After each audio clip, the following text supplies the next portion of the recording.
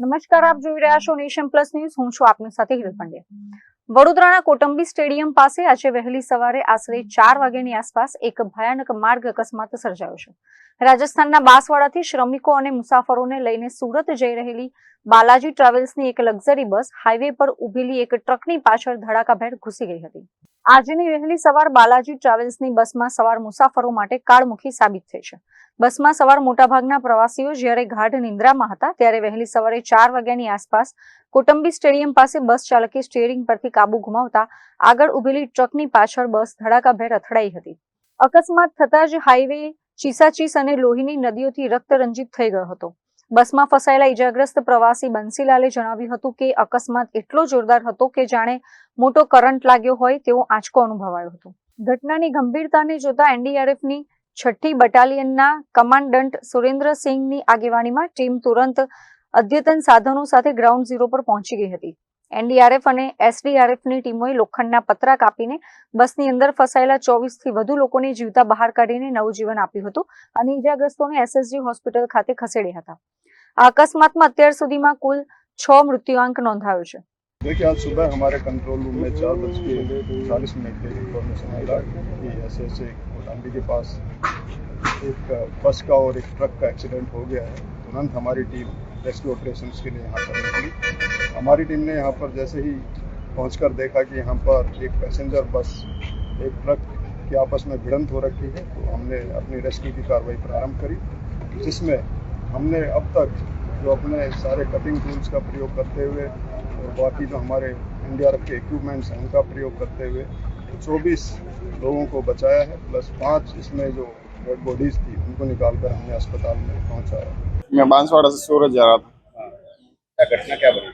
वो तो अभी नींद में थे. अभी गाड़ी ठोकी तब पता चला नींद खुली तब. कितना मुसाफिर आपके साथ?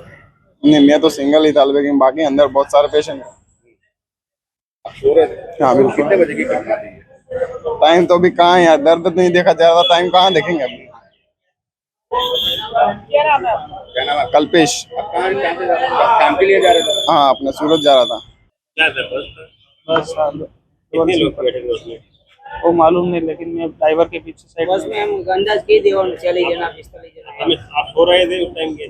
सो गया. आपको क्या अनुभव हुआ? कैसे हो गया? मतलब ये पूरा मेरा शरीर से मतलब पैर वगैरह हो गया ना, तब से वो मेरे को करंट लगा, ऐसा होगा पूरा. मतलब बाद में पैर हेड पे पहुंचा गया, ये शरीर में पूरा मोच है. અકસ્માતની જાણ થતાં જ વડોદરાના મેયર ગીતા મકવાણા અને ડેપ્યુટી મેયર આદિત્ય પટેલ પણ વહીવટી કાફલા સાથે એસએસજી હોસ્પિટલના ઇમરજન્સી ટ્રોમા સેન્ટર ખાતે દોડી આવ્યા હતા. એસએસજી હોસ્પિટલમાં વડોદરા મહાનગરપાલિકાના પદાધિકારીઓએ સુપ્રિન્ટેન્ડન્ટ સાથે બેઠક યોજીને બ્લડ બેંકમાં પૂરતો લોહીનો જથ્થો અને જરૂરી સર્જિકલ સાધનોની સમીક્ષા કરી છે અને તમામ ઇજાગ્રસ્તોને શ્રેષ્ઠ સારવાર આપવા તંત્રને આદેશ કર્યા છે. અત્યારે હાલમાં એસએસજી હોસ્પિટલમાં છે અને મને જાણ થઈ કે કોટંબી ખાતે એક્સિડન્ટ થયું છે. એમાં 28 લોકોને લાવવામાં આવ્યા હતા. એમાં 6 મૃત્યુ પામેલા હતા અને અહીંયા પછી મૃત્યુ પામ્યું છે. એટલે અત્યારે જે ઇફિશિયન્ટ છે એ લોકોનો ઈલાજ ચાલી રહ્યો છે અને સારો ડૉક્ટરોની મેં વાત કરી છે, સારો એવો લોકોનો ઈલાજ થઈ રહ્યો છે અને ટૂંક સમયમાં એ લોકોને ટ્રીટમેન્ટ જે સારી મળી રહી છે, તો ટૂંક સમય લોકો સારા થઈ જશે. आपने प्रशासन ने कोई सूचन करी है? प्रशासन ने શું કીધું છે આ લોકોને તાત્કાલિક સારવાર મળી રહે માટે? ડૉક્ટરે જાણ કરી છે કે અંતે સારો એવો ઈલાજ થઈ રહ્યો છે, ટ્રીટમેન્ટ સારું એવું મળ્યું છે. અને એ લોકોનું કેવું છે કે સારું વહેલા એવા એ લોકોનું સારો એવો ઈલાજ થઈ રહ્યો છે, એટલે વહેલા એ લોકો ટ્રીટમેન્ટથી એ લોકો જલ્દી સારા થઈ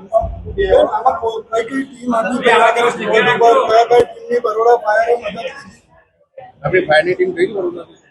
એકચ્યુઅલી મને જ્યારે સવારમાં જ્યાં હું ઉતારમાં અહીંયા આવીશું મેં કોઈ માહિતી મેળવી નથી. વહેલી સવારે રાજસ્થાનથી સુરત તરફ જતી એક private sleeper coach luxury Kotambi સ્ટેડિયમની બહાર ધડાકાભેર ટ્રકમાં અથડાઈ હતી. ખૂબ ગંભીર અકસ્માત છે. અકસ્માતની જાણ થતાં તાત્કાલિક પોલીસની ટીમ, આરોગ્યની ટીમ ઘટના સ્થળે પહોંચી હતી. પ્રાથમિક માહિતી આવ્યા મુજબ જે દર્દીઓને નાની મોટી ઈજા થઈ હતી તેઓને સ્થળ પર જ પ્રાથમિક સારવાર આપવામાં આવી છે. એ સિવાયના ઘાયલ થયેલા અથવા ગંભીર રીતે ઘાયલ થયેલા એ દર્દીઓને એસએસજી હોસ્પિટલના ઇમરજન્સી વિભાગમાં ટ્રોમા સેન્ટરમાં લાવવામાં આવ્યા છે. ડૉક્ટરોના અને સપોર્ટિંગ સ્ટાફના દેખરેખ હેઠળ તેઓની ખૂબ ચોકસાઈપૂર્વકની સારવાર ચાલી રહી છે. આ લગભગ 26થી વધુ જે દર્દીઓ જે અહીંયા ઇમરજન્સી ટ્રોમા સેન્ટરમાં લાવવામાં આવ્યા છે તે પૈકીના એક દર્દીની હાલત અત્યંત ગંભીર હતી, જેને હમણાં જ ઇમરજન્સી આઈસીયુમાં શિફ્ટ કરવામાં આવ્યા છે. એ પૈકી 6 મૃતકો હાલના તબક્કે નોંધાયા છે અને આ મૃતકોને એસએસજીના પોસ્ટમોર્ટમ વિભાગમાં જરૂરી પ્રક્રિયા આટોપીને તેમના પરિવારજનોને વહેલી તકે મૃતદેહ કઈ રીતે સોંપી શકાય તે પ્રકારની કામગીરી ચાલી રહી છે. આ પ્રકારની સૂચના પણ આપી છે. હોસ્પિટલના સુપ્રિન્ટેન્ડન્ટશ્રી સાથે વાત થયા મુજબ હોસ્પિટલમાં પૂરતી માત્રામાં ડૉક્ટર અને સપોર્ટિંગ સ્ટાફ અવેલેબલ છે. દવાનો જથ્થો પૂરતી માત્રામાં અવેલેબલ છે. બ્લડ બેંકમાં પૂરતી માત્રામાં જરૂરી બ્લડ અવેલેબલ છે.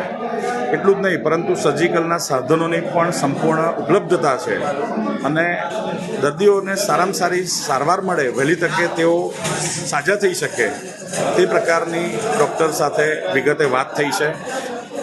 ડૉક્ટરના પરિવારજનોને સિંગલ પોઈન્ટ માહિતી મળી રહે તે હેતુથી એક સિંગલ પોઈન્ટ હેલ્પડેસ્ક ઊભી કરવા અંગેની વાત થઈ છે.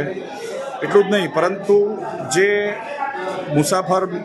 બસમાં જે મુસાફરી કરી રહ્યા હતા તેમના લગેજની પણ જવાબદારીપૂર્વક પોલીસ દ્વારા કસ્ટડી લેવામાં આવી છે. કુલ મળીને સ્થિતિ સંતોષજનક રીતે કંટ્રોલમાં છે. અત્રે ઉલ્લેખનીય છે કે એસએસજી હોસ્પિટલ ખાતે હાલ 26 જેટલા ગંભીર દર્દીઓ ટ્રોમા સેન્ટરમાં સારવાર હેઠળ છે, જેમાંથી એક દર્દીની હાલત અત્યંત નાજુક હોવાથી તેને આઈસીયુમાં શિફ્ટ કરાયો છે. જ્યારે હાઈવે પરથી બંને વાહનો હટાવીને વાહન વ્યવહાર પૂર્વવત કરાયો છે, પરંતુ આ અકસ્માતે ફરી એકવાર હાઈવે પર દોડતા વાહનોની સ્પીડ અને સુરક્ષા સામે મોટા સવાલો ઉભા કર્યા છે.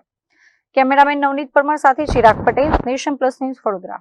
સમાચારોના સતત અપડેટ મેળવવા માટે અમારી નેશન પ્લસ ન્યૂઝની યુટ્યુબ ચેનલને સબસ્ક્રાઇબ કરો, બેલ આઇકન દબાવો અને જોડાયેલા રહો ફેસબુક, ઇન્સ્ટાગ્રામ અને ટ્વિટર પર.